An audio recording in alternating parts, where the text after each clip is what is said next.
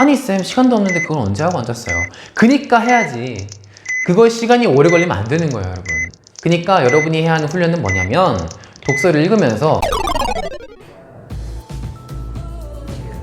반갑습니다. 여러분의 국어 성적을 석석 올려드릴 고대나온 국어 강사 석정환입니다. 오늘 제가 여러분께 이 영상을 찍는 거는요, 이번에 22학년도 수능 봤던 것 중에 독서 지문 중에 가장 어려웠던 지문으로 손꼽히는 해겔의 변증법 지문을 한번 같이 살펴보면서 우리가 철학 지문을 어떻게 읽어야 할지, 또 그걸 넘어서서 앞으로 독서 지문을 어떻게 바라봐야 할지를 좀 같이 살펴보고자 영상을 찍었습니다. 우선은 수능 시험지를 뽑아 보셔서 먼저 풀어 보시고, 그리고 답안 체크해 보시고 왜 틀렸을지 왜 맞았을지를 다 체크해 보신 다음에 영상을 보는 걸 추천을 드리고, 모르는 단어 있으면 꼭 다 찾아오시고요. 네, 그러고 나서 영상을 같이 봐야 영상을 본 효과가 분명히 있으니까 그렇게 해 주시길 바라겠고, 이 영상을 보면서 앞으로 독서 공부를 어떻게 해야 될지를 같이 좀 점검을 해보는 그런 시간이 됐으면 좋겠습니다. 네. 수능 국어 홀수형 4번부터 9번 유형에 해당하는 문제를 좀 보겠습니다. 우선 이 문제는 가나 유형으로 나왔는데 작년도부터 평가원이 지금 시행하고 있는 유형의 문제죠. 이렇게 한 가지 공통된 키워드를 가지고 두 가지 지문을 출제를 해가지고 문제를 좀 많이 구성을 하는 형태인데, 아마 여기서 오답률이 좀 많이 나오지 않았을까 싶습니다. 기본적으로 해겔의 변증법이라는 주제 자체가 조금 어려운 주제이기도 하고, 그거를 가지고 이제 지문이 두 개나 구성됐기 때문에 학생들이 많이 헷갈렸을 텐데, 근데 또 찬찬히 읽어보면 그렇게 어려운 지문은 또 아니었어요. 이렇게 말하면 학생들이 좀 싫어할 수도 있겠죠? 개념은 조금 어려웠지만 구분 짓기만 잘 하면서 읽었다면, 평소에 독서에 대한 훈련이 조금 잘 되어 있는 친구였다면 그렇게 어렵진 않았을 겁니다. 그래서 우리는 이 글을 어떻게 구조화할지에 좀 더 주안점을 두고 글을 읽어볼 거고, 또 문제가 많기 때문에 문제 푸는 순서가 중요합니다. 그래서 우리는 어떻게 문제를 풀 거냐? 당연히 부분에서 전체로 훑어가면서 또 문제를 풀 겁니다.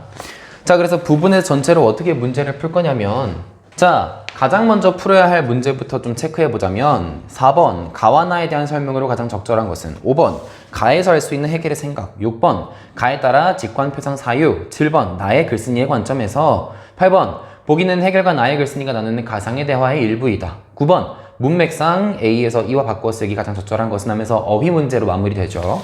가장 먼저 풀어야 할 것은 가장 부분에 해당하는 문제인 어휘 문제를 먼저 풀어야 될 것 같습니다.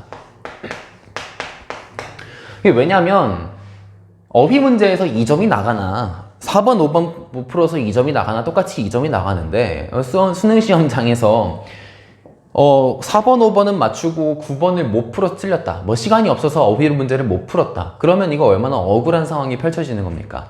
그러니까 여러분은 독서 지문을 딱 받았을 때 딴 거 말고 어휘 문제를 먼저 푸는 습관을 좀 들이셔야 돼요. 그리고 그 다음에 이제 6번 보세요. 가에 따라 직관 표상 사유의 개념 하면서 직관 표상 사유에 딱 네모 박스 쳐져 있죠. 이 부분은 이제 지문에 있는 직관 표상 사유 네모 박스 쳐져 있는 그 부분에 해당하는 내용입니다. 그래서 그 다음에 6번 가의 부분에 해당하는 문제인 6번을 먼저 풀어줄 거고, 그 다음에 5번 가의 전체에 해당하는 문제, 그 다음에 7번, 8번은 뭐 둘 다 나 전체에 해당하는 문제이기 때문에 6번, 5번 풀어준 다음에 풀어줄 거고요. 그리고 마지막으로 가와 나를 종합하고 있는 문제인 4번을 푸는 것으로 마무리를 해보겠습니다. 그러면 어휘 문제부터 한번 같이 풀어봅시다. 자, 9번 문맥상 A에서 E와 바꾸어 쓰기에 가장 적절한 것은, 자, 요런 유형의 문제는 뭐냐면 그 지문에는 지금 한글로, 순수 우리말로 표시가 되어 있고, 요 보기들은 다, 선지들은 다 한자어예요. 그래서 이런 유형의 문제는 여러분이 지문에 있는 어휘와 비교하기 전에 여러분이 생각하기에 요 한자어들이 우리말로 바뀐다면 어떻게 바뀌어야 할지를 먼저 생각을 해보고 글로 들어가야 됩니다. 안 그러면 잠깐만, 소지하다? 진이다? 맞는 것 같은데? 라고 하면서 하나하나가 다 헷갈려요. 그렇기 때문에 글을 읽기 전에, 글 속에 있는 A부터 E를 접하기 전에 미리 각각이 어떤 우리말로 대체될 수 있는지를 먼저 생각을 해봐야 됩니다. 자, 그래서 소지하다 뭘로 바뀔 수 있을까요? 생각을 해보면 뭐 소지품 검사 이런 게 있으니까 가지고 있는 것 라고 바꿀 수 있겠죠. 그러면은 소지하여야 하니까 가져야 한다는 거고. 자, 그리고 두 번째, 포착한다는 뭐로 바꿀 수 있을까요? 쉬운 말로 잡는다죠.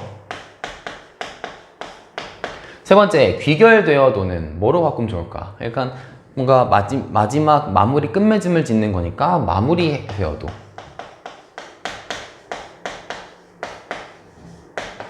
로 바꾸면 좋을 것 같고. 4번, 간주하다는 영어로 뭐예요? 영어로가 아니지. 간주하다는 이제 영어로 간주하다는 이제 우리말로 뭘로 바꾸면 좋을까요? 여기다로 바꿔주면 좋겠죠. 마지막 결성되지는 만들어지지.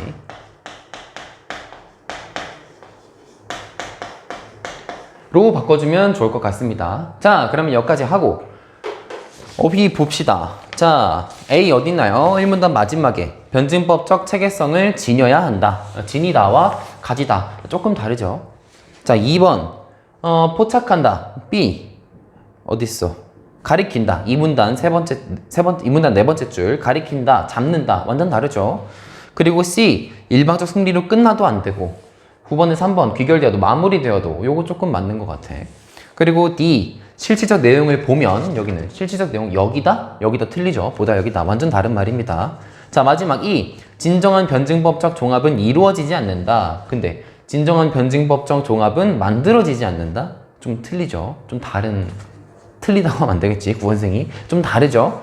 네. 여러분이 국어 어휘 문제가 사실 틀리는 친구들은 진짜 계속 틀리고 맞는 친구들은 다 맞던데 조금 감이 필요한 영역인 것 같긴 해요. 어쨌든 간 최대한 그 감의 영역을 좀 줄이는 작업을 하고 있긴 한데 쉽지는 않습니다. 사실 이렇게 말해도 와닿는 친구들은 또 와닿고 와닿지 않는 친구들은 또 와닿지가 않을 거예요. 하지만 제 생각에 이런 유형의 문제는 이렇게 풀어주는 게 가장 좀 효과적인 문제풀이 방식이었던 것 같습니다. 그래서 답은 3번이고요. 이렇게 어휘 문제를 먼저 찍고 그 다음에 이제 글에 대한 전반적 독해로 들어가 보는 겁니다. 우리는 6번이랑 5번을 같이 풀 거기 때문에 우선 가지문을 먼저 같이 읽어보고 2문단을 읽고 나서 6번 문제를 풀고 마지막 3문단으로 종합한 후에 5번 문제를 같이 풀어볼 겁니다. 자, 우선 지문을 한번 읽어봅시다. 일단은 이 지문의 주제가 뭡니까? 철학이죠. 철학 중에서도 서양 철학입니다. 그 중에서도 해겔의 변증법인 거고. 자, 근데 이 서양 철학의 기본은 뭘까요? 서양 철학의 기본은 바로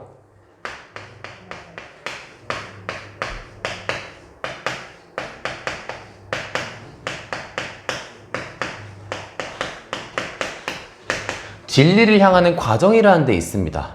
특히 이거는 철학의 분야 중에 형이상학에 해당하는 내용이긴 한데 어쨌든 간에 서양 철학의 대부분은 진리를 향하는 과정, 요 한 문장으로 정리가 좀 가능합니다.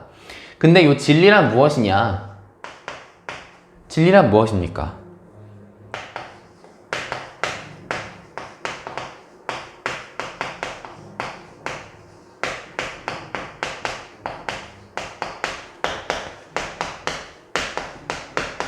말 그대로 정말 모든 것에 적용 가능한 법칙이 진리입니다. 내 눈에 보이는 것, 눈에 보이지 않는 것, 세상, 내 밖에 있는 것, 내 안에 있는 것, 그 모두에게 통용될 수 있는 법칙을 우리는 진리라고 부릅니다. 그렇죠? 이 진리를 찾아가는 과정이 바로 서양 사상, 서양 철학이다 라고 보시면 되는데 이거를 지금 왜 설명드리냐면 요 정도를 알고 글을 읽어야 이 글에서 말하고자 하는 바가 조금 느껴지긴 해요. 그 철학이란 우리가 보통은 독서를 얘기를 할 때 뭐 배경 지식이 없어도 괜찮다 이렇게 얘기를 하는데 절대 아닙니다. 요즘 수능 출제 기조를 보면 배경 지식 없이는 지문 이해하기도 어려울 정도로 시간을 1시간, 2시간 줘도 배경 지식이 없으면 이해하기가 어려운 수준으로 지문이 나오고 있고 17, 18년도에 출시되던 수능 지문 길이는 이것보다 상당히 길었었어요. 근데 20, 21학년도로 오면서 이 지문의 길이는 짧아지는 대신에 문장 하나하나의 서술이 보다 더 함축적으로 바뀌었고, 그래서 배경 지식이 없이는 이 문장이 하고자 하는 말을 정확하게 이해하기가 어려워졌습니다. 그렇기 때문에 요 정도 서양 철학 지문이라면 요 정도 배경 지식은 알고 들어가야 된다라는 거 알려드리고, 요게 이제 이 가지문을 해독하는 데 있어서 어떻게 배경 지식으로 작동하는지를 이따 보여드릴 겁니다. 뭐 진리라는 게 이제 모든 것에 적용 가능한 법칙이라고 했는데, 요걸 잘 보여주는 문장이 하나 있죠. 현상은 복잡하나 본질은 단순하다라고 했던 유명한 문장이 하나 있는데, 그 문장으로 좀 설명이 될 것 같아요. 하여튼 서양 철학이라는 것은 아주 이 복잡한 세상, 정말 공통점이 하나도 없어 보이는 이 현상들에 과연 어떤 공통점이 있을까, 어떤 진리가 숨어 있을까를 계속해서 파고 들어가는 과정이라고 보시면 될 것 같습니다. 그래서 그 내용을 가지고 가지문을 한번 같이 읽어보겠습니다. 자, 정립, 반정립, 종합, 변증법의 논리적 구조를 일컫는 말이다. 변증법에 따라 철학적 논증을 수행한 인물로는 단연 해겔이 거명된다. 변증법은 대등한 위상을 지니는 새 범주의 병렬이 아니라라고 했으니까 지워버리세요, 과감하게. 병렬이 아니라 대립적인 두 범주가 조화로운 통일을 이루어가는 수렴적 상향성을 구조적 특징으로 한다. 서술이 되게 어렵죠. 확실히 문장이 함축적으로 바뀌었고 서술이 보다 더 개략적으로 바뀌었습니다. 그래서 여러분 배경 지식이 필요하다고 말씀드리는 거예요. 자, 글을 한번 좀 해석을 해보자면, 대립적인 두 범주가 조화로운 통일을 이루어가는 수렴적 상향성이라고 했습니다. 그러면 정립, 반정립, 종합 요 세 단계가 지금 세 단계 중에 두 범주는 대립적인 거고, 그 다음에 이 통일을 이루어가는 종합이 있다는 것으로 우리가 좀 볼 수 있겠죠. 그래서 도식을 좀 그려보자면, 정립과 반정립이라는 대립적인 두 범주가 조화로운 통일을 이루어가는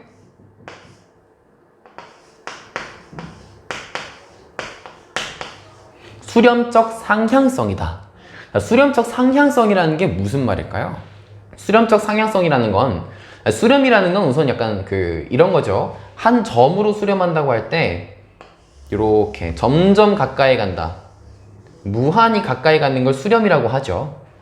닿지는 않지만 가까이 계속 근접하는 것을 수렴이라고 얘기를 하는데, 수렴적 상향성이라고 했으니까 그 수렴된 결과가 이 정립과 반정립의 단순한 합보다는 더 높은 위치에 있다, 높은 위상이 있다라는 거죠. 이거 사회문화를 배운 학생들은 좀 알 수도 있는데, 사회 명목론과 사회 실제론이라는 게 있어요. 그렇죠? 사회 명목론은 사회를 구성하고 있는 구성원들의 총합에 불과하다는 거고, 사회 실제론이라는 것은 사회라는 그 개념은 사회 개개인의 합 그 이상의 무언가이다. 그 사회라는 것이 그런 힘을 가지고 있다는 게 사회 실제론이죠. 이 수렴적 상향성도 약간 그런 개념으로 바라보면 될 것 같아요. 이 정립과 반정립의 단순 합이 아니라 이 둘이 공존함으로써 어떤 시너지 효과를 낼 수 있다. 그래서 이 수렴적 상향성을 우리에게 익숙한 말로 시너지로 바꿔서 읽어주시면 괜찮을 것 같습니다. 자, 그래서 대립적인 두 범주가 조화로운 통일을 이루어서 어떤 새로운 시너지를 내는 것을 구조적 특징으로 한다. 그래서 해겔에게서 변증법은 논증의 방식임을 넘어 논증 대상 자체의 존재 방식이기도 하다. 자, 여기서 독서에서 가장 중요하다고 생각하는, 제가 생각하기에는 수능 독서에서는 이 도구만큼 가장 중요한 도구는 없다고 생각합니다. 가장 중요한 도구라고 여겨지는 도구인 바로 비교와 대조가 좀 들어가야 할 필요가 있겠는데요.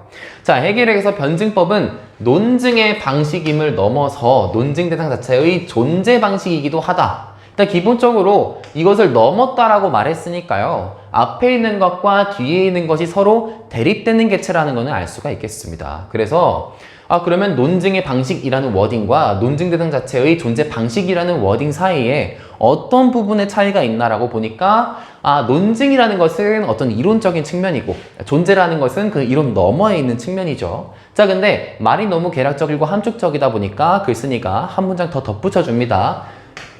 자, 즉 이라는 말은 뭡니까? 앞문장에 대해서 조금 더 상세하게 상술해 주겠다, 이런 말이죠. 그래서 즉 세계의 근원적 질서인 이념의 내적 구조도 자, 우리가 즉이라는 것이 같은 말을 하는 것인 걸 알았으니까 요 앞문장과 뒷문장의 같은 구조를 대응시켜가면서 읽어야 됩니다. 그러면 이념이 논증에 해당하는 내용이고, 이념이 시공간적 현실로서 드러나는 방식이라고 했으면 시공간적 현실이 존재에 해당하는 내용이구나 라는 걸 여러분이 읽으면서 체크를 했어야 돼요. 이 정도는 우리가 체크를 하고 넘어갔어야 됩니다. 자, 그래서 이념과 현실은 하나의 체계를 이루며 이 두 차원의 원리를 밝히는 철학적 논증도 당연히 변증법적 체계성을 지녀야 한다라고 말을 하는데, 자, 요 질문을 읽을 때 어떻게 그게 접근이 되냐면, 여기 보세요. 논증 대상 자체의 존재 방식이라고 얘기했습니다. 논증 대상이 과연 뭘까요? 철학에서. 자, 철학이 가고자 하는 바는 어디다? 진리다. 근데 진리는 어디에 관한 것이다? 모든 것에 적용 가능한 법칙이다. 그러면 철학에서 논증 대상이라는 것은 뭐냐면 말 그대로 모든 것입니다. 이 모든 것을 철학적 용어로 뭐라고 설명해 주냐면 바로 세계라고 설명을 할 수가 있어요. 철학에서 세계라는 것은 나의 인식, 즉 나라는 자아를 제외한 모든 것, 혹은 이 자아를 포함한 정말 모든 것을 통틀어 철학에서는 세계라고 표현을 합니다. 그래서 논증 대상 자체라는 것은 말 그대로 세계 그 자체를 얘기하는 거고, 그 모든 것의 존재 방식이 변증법적으로 구성이 되어 있다라고 말을 하는 거예요. 즉 너도 나도 책상도 의자도 이 모든 사물들, 모든 사건들, 모든 어떤 상황들이 다 변증법적으로 구성이 되어 있다라고 말을 하는 것이 이 지문입니다. 좀 이해되시나요? 아마 이렇게까지 깊이 독해를 하려면 이런 철학에 대한 기본적인 지식이 조금 필요했을 겁니다. 그리고 이런 지식이 있는 친구라면 아마 가능했을 수도 있어요.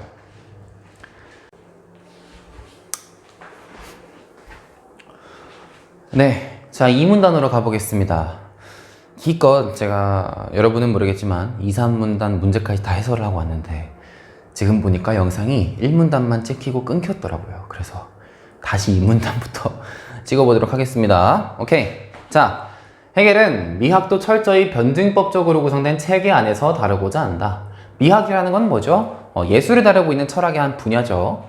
자, 그에게서 미학의 대상인 예술은 종교 철학과 마찬가지로 절대정신의 한 형태이다. 자, 요 문장에서 여러분이 캐치했어야 하는 정보는 뭘까요? 바로 예술, 종교, 철학이라는 것이 절대정신의 한 형태라는 것입니다. 예술, 종교, 철학을 절대정신의 형태로서 규정을 하고 있다라는 거를 여러분이 체크를 하셨어야 돼요. 자, 그 다음 절대정신은 절대적 진리인 이념을 인식하는 인간 정신의 영역을 가리킨다.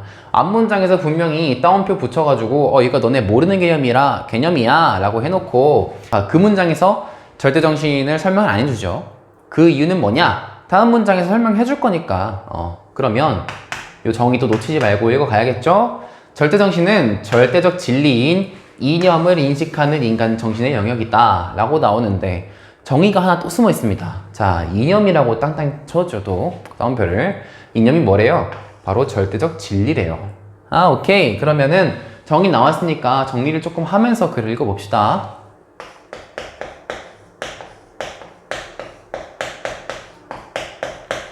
자, 절대정신은 뭐다? 절대적 진리인 이념을 인식하는 인간 정신의 영역이니까 그냥 뭐 진리를 인식하는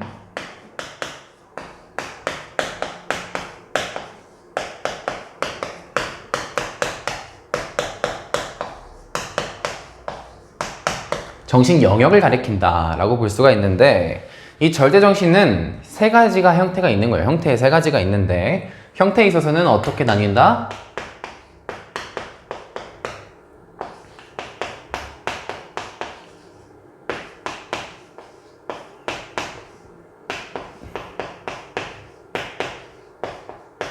예술, 종교, 철학 이렇게 세 가지로 나뉜다. 그래서 예술, 종교, 철학은 절대적 진리를 동일한 내용으로 하며, 자, 이 형태에 있어서는 내용은 동일하대요. 절대적 진리.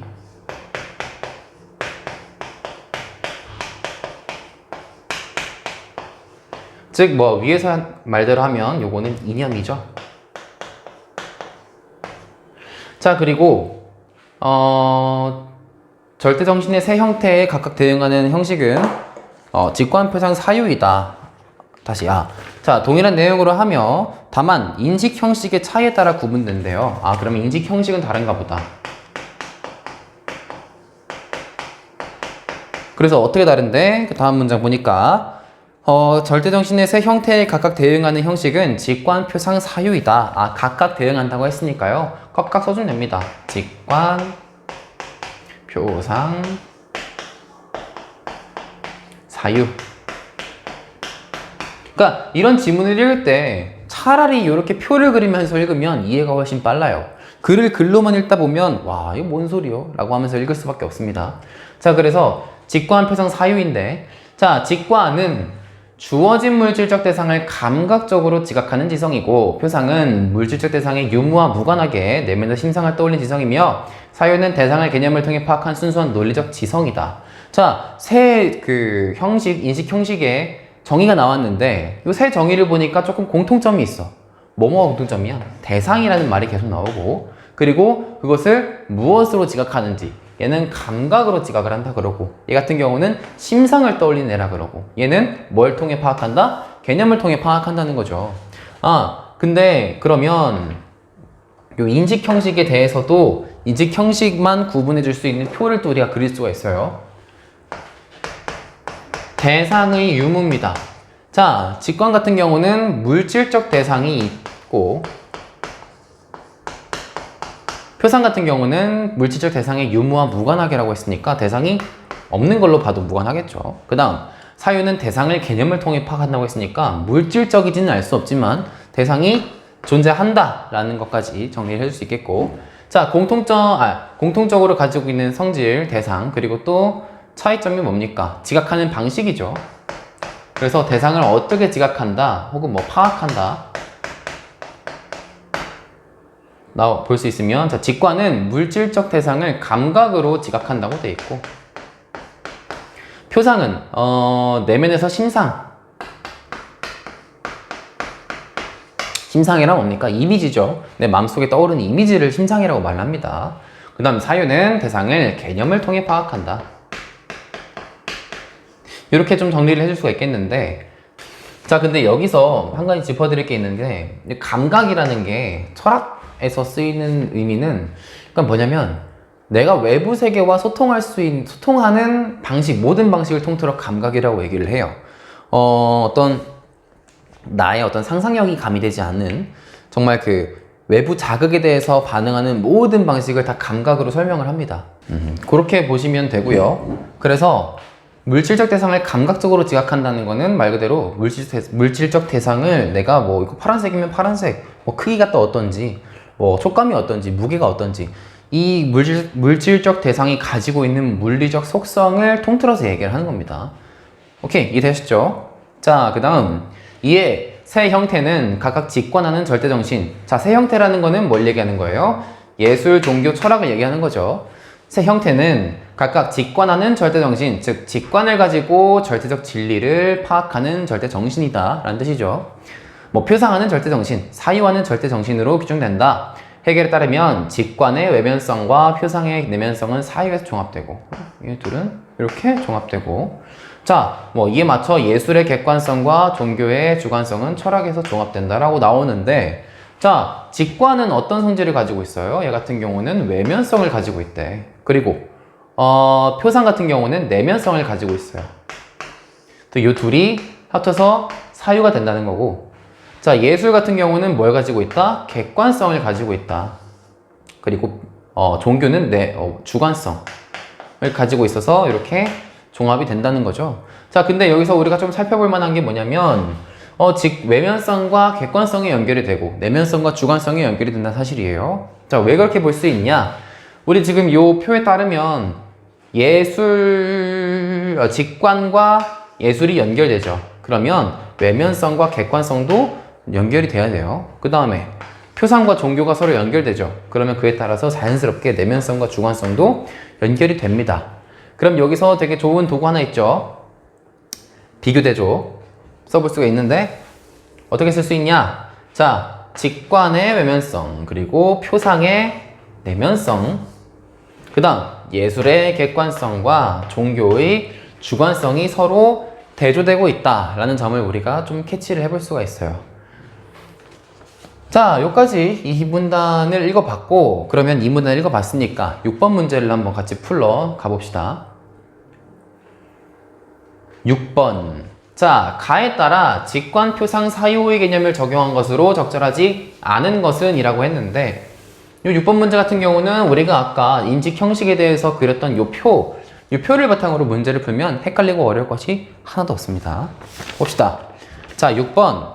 1번. 먼 타향에서 밤하늘의 별들을 바라보는 것은 직관을 통해. 자, 바라보는 것이니까 이거 뭐예요? 일단 대상, 밤하늘의 별들이라는 대상이 있고 바라보는 것이라는 감각이 있으니까 직관이 맞죠. 그 다음, 같은 곳에서 고향의 하늘을 상기하는 것. 그냥 대상이 있는 게 아니라 고향의 하늘을 내가 떠올려 보는 것은, 이것은 뭐 심상이라고 볼 수 있겠죠? 그래서 표상 맞습니다. 오케이. 2번.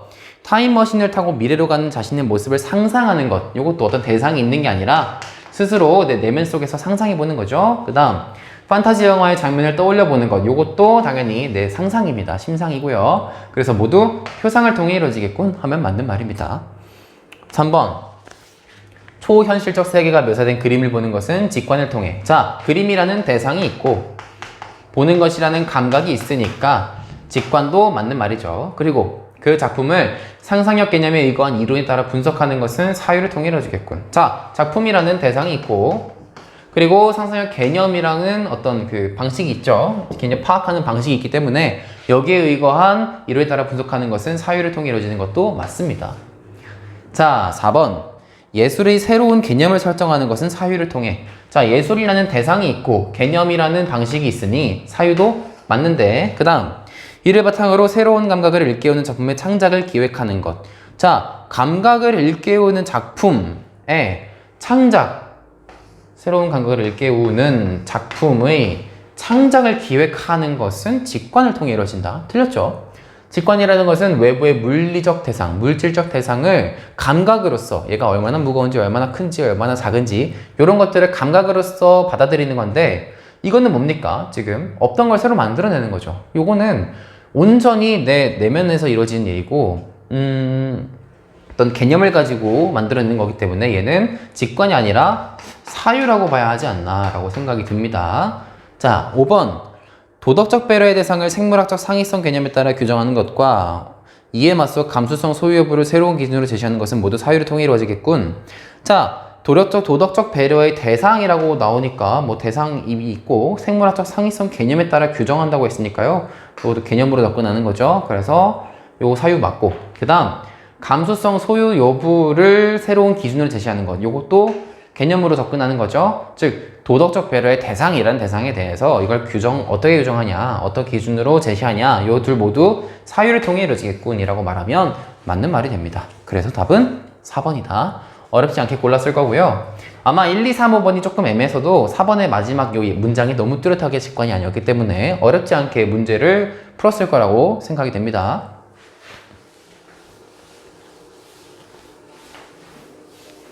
자, 다음. 한번 5번 문제, 3문단 읽기 전에 5번 문제를 좀 보면서 내가 걸을 수 있는 선지가 있는지를 한번 읽어보겠습니다. 자, 가에서 할 수 있는 해결의 생각으로 적절하지 않은 것은 1번. 예술, 종교, 철학관에는 인식 내용의 동일성과 인식 형식의 상이성이 존재한다. 자, 인식 내용은 절대적 진리로서 동일한데요. 인식 형식에는 직관, 표상, 사유로서 다릅니다. 상이성 존재한다고? 맞는 말이죠. 2번. 세계의 근원적 질서와 시공간적 현실은 하나의 변증법적 체계를 이룬다. 요거 아까 1문단에서 읽었던 내용인데, 근원적 질서라고 말하면 이념을 얘기하는 거죠. 근데 뭐 존재 방식인 시공간적 현실도 둘 다 모두 같은 변증법적 체계를 이룬다고 했으니까 맞는 말입니다. 자, 3번. 절대 정신의 세 가지 형태는 지성의 세 가지 형식이 인식하는 대상이다. 자, 틀렸죠? 이 직관과 표상과 사유가 인식하는 대상은 누굽니까? 진리죠. 절대적 진리. 즉 예술, 종교, 철학 얘네가 이 직관, 표상, 사유라는 인식 형식을 도구로 삼아서 절대적 진리를 인식하는 건데, 여기는 지금 뭐래요? 이 직관, 표상, 사유가 각각 인식하는 대상이 예술, 종교, 철학이라고 나오네요. 틀렸죠? 예술, 종교, 철학은 절대 정신의 형태고, 얘네들이 직관표상 사유를 이용해서 절대적 진리를 인식한다 라고 나왔으니까 3번은 틀린 말입니다. 아마 5번 문제에 3번 선지 고르기가 되게 애매한 친구들이 많았을 거예요. 이거는 내용을 조금 정확하게 파악하지 못했으면 고르기 힘들었을 선지였을 텐데, 또 보면 1번, 2번, 4번, 5번이 다 거의 글에 그대로 나와 있는 내용을 갖다가 박은 거라서 또 그렇게 어렵진 않았을 것 같아요. 4번, 변증법은 철학적 논증의 방법이자 논증 대상의 존재 방식이다라고 1문단에 그대로 나오고요. 5번, 절대정신의 내용은 본질적으로 논리적이고 이성적인 것이다. 아직 안 나왔습니다. 자, 이거는 3문단 가서 한번 같이 확인해 보도록 하겠습니다.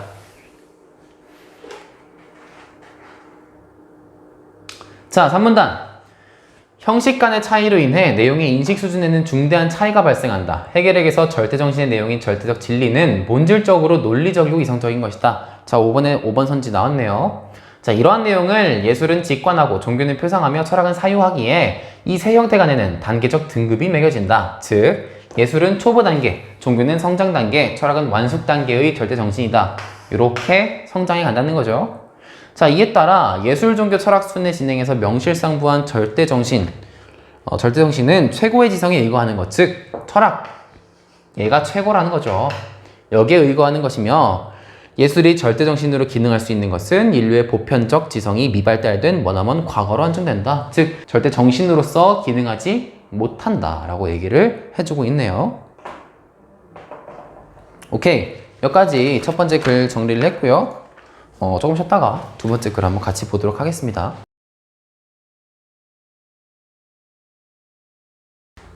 네, 여러분 물 한 잔 드시고 오셨나요? 나지문 한번 들어가 볼 건데, 한번 문들을 좀 봅시다. 7번, 나의 글쓴이의 관점에서 이론을 분석한 것으로 적절하지 않은 것. 8번, 나의 글쓴이는 가상의 대화다. 그래서 가이드가 되고 적절한 것은 이렇게 나오는데, 이게 지금 보니까 약간 나의 글이 좀 주장하는 글인 것 같아요. 그쵸? 자꾸 관점 얘기 나오고 하는 거 보니까.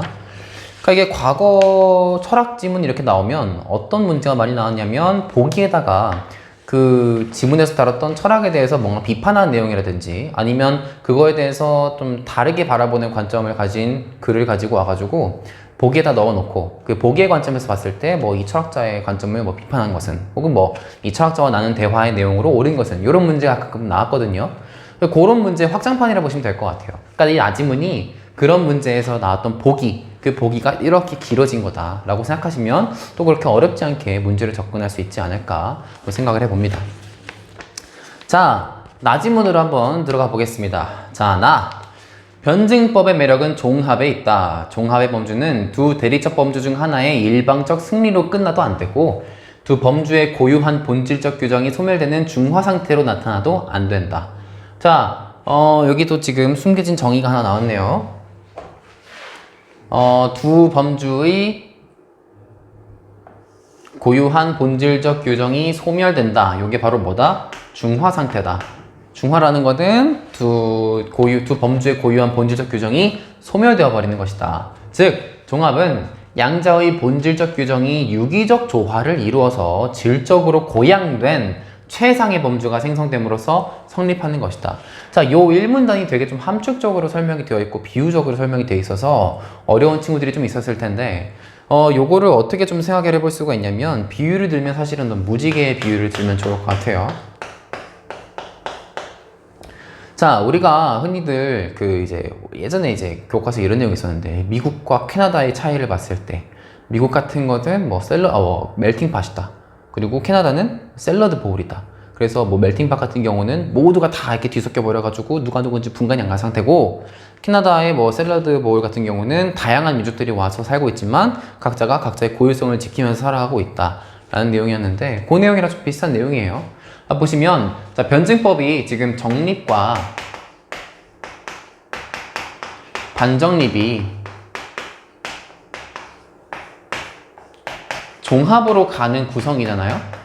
근데 이 종합으로 가는 구성이 있어서 요게 정립이 승리하고 반정립이 패배해서 정립만 남아도 안 되고, 또 두 범주의 고유한 본질적 규정, 즉 정립의 본질과 반정립의 본질이 둘 다 사라져서 어떤 새로운 뭔가로 나타나는 그런 중화 상태로 나타나서도 안 된다라는 거예요. 즉 무지개에 딱 비교를 해보자면, 무지개 이렇게 뭐 빨주, 노초, 파남보 이렇게 쭉 있죠. 여기서 이 빨간색과 보라색의 무지개가 딱 나타났을 때 빨간색만 있어도 안 되고 보라색만 있어도 안 되고 그렇게 있어도 안 되고요.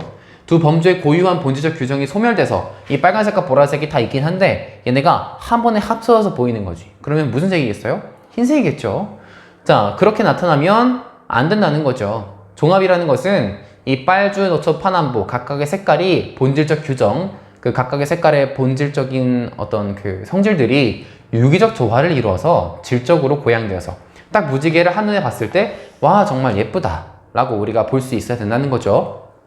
각각이 살아있으면서 같이 있을 때의 어떤 시너지, 그 어떤 그냥 단순한 총합을 넘어선 시너지를 내야 된다 라고 말을 해주고 있는 겁니다. 그것이 변증법의 매력이다 라고 설명해 중에 1문단이에요. 그래서 약간 무지개가 그 뭐 퀴어 퍼레이드를 한다든지 그럴 때 많이 좀 심볼로 쓰이잖아요. 그런 내용이죠.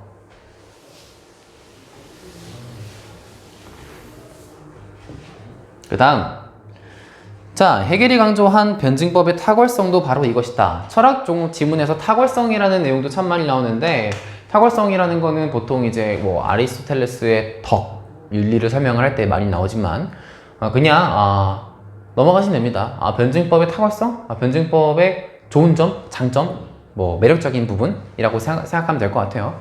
자, 변증법의 탁월성도 바로 이것이다. 그러기에 변증법의 원칙에 최적화된 엄밀하고도 종합적인 학문 체계를 조탁하는 것. 조탁한다는 것은 이렇게 다듬는다는 뜻입니다. 조탁하는 것이 바로 그의 철학적 기획이 아니었는가. 그런데 그가 내놓은 성과물들은 과연 그 기획을 어떤 흠결도 없이, 즉 흠과 결핍도 없이 완수한 것으로 평가될 수 있을까? 자, 미학에 관한 한 그렇다는 답변은 쉽지 않을 것이다. 여기서 글쓴이의 주장이 드러나네요.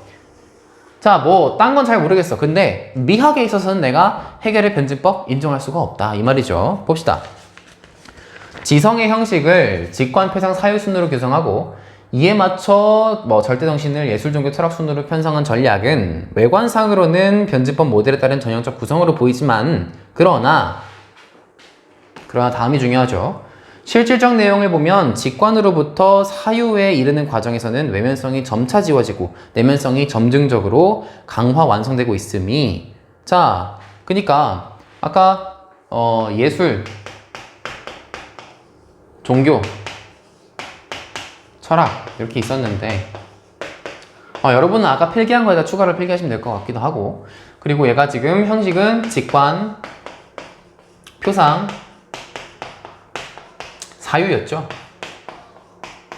근데 요 모델에 따른 전형적 구성으로 보이지만 실질적 내용으로 실제로 보면 직관으로부터 사유에 이르는 과정에서는 얘가 원래 외면성을 가지고 있고 내면성을 가지고 있었는데, 아까 이 글쓴이가 주장한 대로 하자면 종합이라는 것은 외면성과 내면성의 본질적 규정이 모두 살아있어야 하는 건데, 지금 이 실질적인 걸로 봤을 때는 외면성은 없어지고 있고 내면성은 점점 강화되고 있다. 즉 제대로 된 종합이 이루어지지 못하고 있다 이 말이죠. 요건 요대로 대응시켜서 예술의 객관성이 줄어들고 종교의 주관성이 늘어나는 게 지금 철학으로 종합되고 있다. 이게 문제다 라고 지금 글쓴이 얘기를 해주고 있는 겁니다. 자, 그래서 진정한 직관의 외면성 및 예술의 객관성의 본질은 무엇보다도 감각적 지각성인데, 자, 얘네들이 가지고 있는 어떤 본질은 감각적 지각성인데, 이러한 핵심 요소가 그가 말하는 종합의 단계에서는 완전히 소거되고 만다. 요게 지금 철학이라는 요 종합에서는 없다는 거죠. 감각적 지각성이라는 것이. 자, 그래서 변증법에 충실하려면 해겔은 철학에서 성취된 완전한 주관성이 재객관화된 단계에 절대정신을 추가했어야 할 것이다. 즉 감각적 지각성이라는 객관성이 철학에 없어요. 그래서 주관성만 지금 가지고 있는 상태니까 이 주관성이 다시 재객관화되는 게 필요하다. 즉 예술이 가지고 있는 부분을 철학도 다시 그 본질적 규정을 잃지 말아야 된다 이 말인데, 그래서 예술을 철학 이후의 자리를 차지할 수 있는 유력한 후보이다. 얘는 지금 예술과 종교가 종합해서 철학이 나왔는데 그 이후에 한 번 더 재객관화를 거쳐서 예술로도 가야 된다는 거죠. 글쓴이의 말은. 자, 실제로 많은 예술작품은 사유를 매개로 해서만 설명되지 않는가. 게다가 이는 누구보다도 풍부한 예술적 체험을 한 헤겔 스스로가 잘 알고 있지 않은가. 이 때문에 방법과 철학 체계 간의 이러한 불일치는 더욱 아쉬움을 준다라고 얘기를 해주고 있네요. 자, 뭐 어렵지 않게 읽을 수 있었고, 만약에 글을 제대로 읽었다면 어렵지 않게 읽을 수 있었고, 문제풀이를 한번 가보겠습니다. 자, 7번. 나의 글쓴이의 관점에서 기억과 니은에 대한 해결의 이론을 분석한 것으로 적절하지 않은 것은 1번. 기억과 니은. 일단 기억과 니은이 뭔지 봅시다. 자, 기억은 정립, 반정립, 종합이었고, 니은은 예술, 종교, 철학에 해당하는 내용이었습니다. 자, 1번. 기억과 니은 모두에서 첫 번째와 두 번째의 범주는 서로 대립한다. 정립, 반정립, 예술과 종교 서로 대립하는 거 맞죠? 예술은 객관성, 종교는 주관성. 2번. 기억과 니은 모두에서 두 번째와 세 번째 범주 간의 수준상의 차이가 존재한다. 이거 이렇게 차이가 존재하죠. 맞습니다. 3번. 기억과 달리 니은에서는 범주간 이행에서 첫 번째 범주의 특성이 갈수록 강해진다. 틀렸죠? 이게 지금 나글에 있어서 완전히 반대되는 내용을 얘기를 하고 있는 거예요. 나글에서 문제는 뭐였습니까? 아니, 종합이라는 게 얘도 살고 얘도 살아야 되는 건데 실제로 살펴보니까 예술은 없어지고 종교만 남았더라. 이게 진짜 종합 맞냐? 라고 얘기하는 거니까 첫 번째 범주의 특징이 강해지는 게 아니라 약해져야 된다는 게 맞는 말이겠죠. 그래서 답은 3번이고 4번. 니은과 달리 기억에서는 세 번째 범주에서 첫 번째와 두 번째 범주의 조화로운 통일이 이루어진다. 자, 지금 글쓴이가 봤을 때 실질적으로 이루어지는 예술, 종교, 철학에서는 철학이 예술의 특성을 너무 많이 가지고 있는데 학문체계, 즉 이론적 체계에 해당하는 정립, 반정립, 종합에서는 건드린 바가 없습니다. 왜냐하면 아까 나글에서 뭐라 그랬어요? 미학에 관한 한이라고 얘기를 했죠. 그러니까 얘에 관해서는 얘가 언급한 적이 없는 거야. 그러면 맞다고 봐야겠죠. 5번. 니은과 달리 기억에서는 범주간 이행에서 수렴적 상향성이 드러난다. 니은은 수렴적 상향성이 안 된다고 얘기를 했던 거고, 근데 기억은 뭐 건드린 적이 없으니까 맞다고 봐야겠죠? 그래서 답은 3번이죠. 이것도 뭐 1, 2, 4, 5번 따지는데 조금 헷갈렸을 수 있는데 3번 선지가 너무 반대되는 말을 하고 있어가지고 답 고르기에는 어렵지 않았을 것 같아요. 자, 그 다음 8번. 보기는 해겔과 나의 글쓴이가 나누는 가상의 대화이다. 가에 들어갈 내용으로 가장 적절한 것은, 자, 보기를 읽을 때 우리가 그냥 보기를 후루룩 읽어서는 길을 헤매기 쉽습니다. 이거 뭐랑 연결지어야 되냐면 보기는 무조건 지문이랑 지문에 나왔던 요소들이랑 연결지어 가면서 읽어야 돼요. 봅시다. 자, 괴테와 실러의 문학작품을 읽을 때 놓치지 않아야 할 점이 있네. 이 두 천체도 인생의 완숙기에 이르러서야. 아까 완숙 어디서 봤더라? 철학에서 봤어요. 완숙기에 이르러서야 비로소 최고의 지성적 통찰, 철학 맞네, 를 진정한 예술미로 승화시킬 수 있었네. 철학이 예술로 승화가 됐대요. 자, 그에 비해 초기의 작품들은 미적으로 세련되지 못해 결코 수준급이라 할 수 없었는데 이는 그들이 아직 지적으로 미성숙했기 때문이었네. 즉, 예술로서 성공을 하려면 철학이 필요하다라는 내용이었어요. 자, 나의 글쓴이 방금 그 말씀과 선생님의 기본 논증 방법을 연결하면 가라는 말이 됩니다. 즉, 자, 예술을 위해서는 철학이 필요하다라는 이 말과 예술과 종교가 종합되면 철학이 나온다라는 이 논증 방법을 연결하면 가라는 말이 된다는데 봅시다. 1번. 이론에서는 대립적 범주들의 종합을 이루어야 하는 세 번째 단계가 현실에서는 그 범주들을 중화한다.